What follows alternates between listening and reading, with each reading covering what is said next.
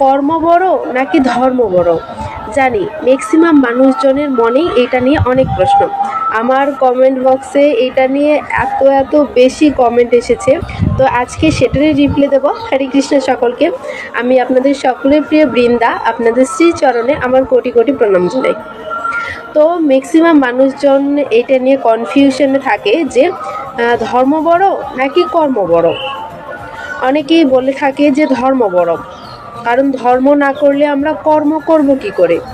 আবার অনেকেই বলে থাকে যে আমরা যদি কর্ম না যদি করি, কাজ যদি না যদি করি, তাহলে ধর্ম কি করে আমরা পালন করব। তো শুরুতেই আগে আমরা জেনে নিই যে ধর্মটা আসলে কি। ধর্ম তো সাক্ষাৎ ভগবত প্রণীতম। ধর্ম হচ্ছে সাক্ষাৎ ভগবানের দেওয়া আইন, এটা আর অন্য কিছু নয়। আপনারা ভাগবতমের 6ষ্ঠ স্কন্ধের 3য় অধ্যায় 19 নম্বর শ্লোকে এই শ্লোকটি পেয়ে যাবেন যে ধর্ম তো সাক্ষাৎ ভগবত প্রণীতম, অর্থাৎ ধর্ম হচ্ছে সাক্ষাৎ ভগবানের দেওয়া আইন। আর কর্ম কি? কর্ম হচ্ছে আমাদের করণীয় বস্তু, অর্থাৎ আমরা যেই কাজ সম্পাদন করি সেটি হচ্ছে কর্ম। তো এখন প্রশ্ন হচ্ছে যে ধর্মটা বড় নাকি কর্ম বড়? আমরা যদি কর্ম না করি তাহলে কি করে ধর্ম পালন করব বলুন তো। আবার অনেকেই বলে থাকে যে ধর্ম না করলে কি করে কর্ম করা হয়। তো শুরুতেই বলে দিচ্ছি, কর্ম কখনোই বড় না, বড় হচ্ছে ধর্ম।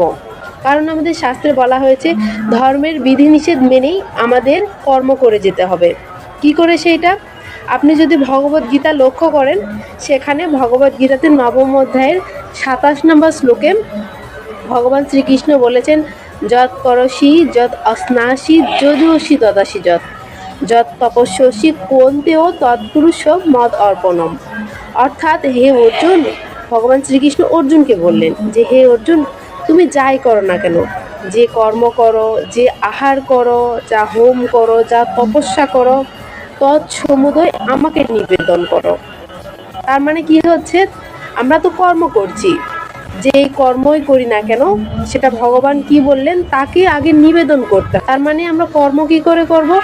ধর্মের মাধ্যমে আমাকে কর্ম করতে হবে। আপনি বাজারে কোনো একটা সবজি দেখলেন বা কোনো একটা ফল দেখলেন, আপনি কি করছেন? কর্মের মাধ্যমে সেই সবজি বা ফল কিনে এনে রান্না করে খাচ্ছেন, তাই না? কিন্তু সেটাতে আপনি অপরাধের ভাগীদার হবেন। যখনই আপনি সেই সবজি বা সেই ফলমূল ভগবানকে নিবেদন করবেন, তখন ভগবান সেটি গ্রহণ করার পরে যখন আপনি গ্রহণ করবেন, তখন আপনি আর কখনোই অপরাধের ভাগীদার হবেন না। তো এজন্যই আপনি যেই কর্মই সম্পাদন করুন না কেন, সেই কর্ম শুরুর আগে আপনাকে ধর্মের চিন্তা অবশ্যই মাথায় রাখতে হবে। আমাদের শাস্ত্রে যেসব কর্ম করবার কথা বলা হয়েছে সেভাবেই আমাদেরকে কর্ম করতে হবে।